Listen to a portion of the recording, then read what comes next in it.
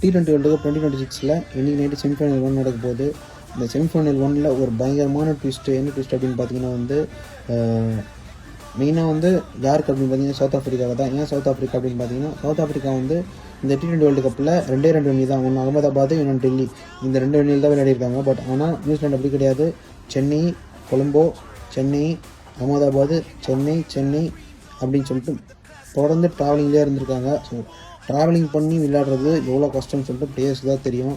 So அந்த ஒரு விதத்தில் கண்டிப்பாக வந்து நியூசிலாண்டையும் பாராட்டணும். ஏன்னா நியூசிலாண்டுக்கு வந்து ஒரே ட்ராவலிங்கும் அப்போ டிஸ்அட்வான்டேஜாக இருந்தது. பட் ஆனால் இந்த T20 வேர்ல்டு கப்பில் செமிஃபைனலில் அவங்களுக்கு ஒரு அட்வான்டேஜ் என்னென்னு பார்த்தீங்கன்னா அவங்க வந்து இடன் கார்டன்ஸில் ஆல்ரெடி 2 மேட்ச் விளையாட்டுருக்காங்க. எப்போன்னு பார்த்தீங்கன்னா 2016 ஒரு வாட்டி, 2021 ஒரு வாட்டி.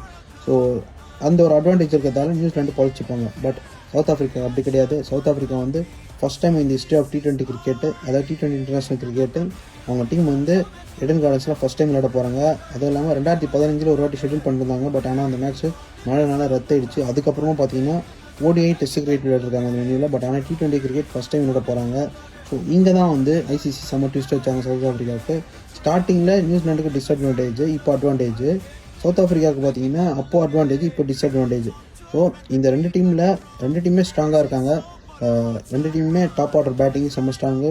ஈவன் ஸ்பின் பவுலிங் அட்டாக்கு செம்ம ஸ்ட்ராங்கு. ஸோ மெயினாக இந்த கொல்கட்டா இடன் கார்டன்ஸில் பார்த்தீங்கன்னா வந்து ஸ்பின் பிச் அப்படின்றதால பயங்கரமான பவுலிங் போடுற ஸ்பின்னு பார்த்தீங்கன்னா வந்து நியூசிலாந்து டீம் தான். ஏன்னா Santner, Rachin Ravindra, Glenn Phillips, சோதின்னு சொல்லிட்டு 4 ஸ்பின்னர்ஸ் இருக்காங்க.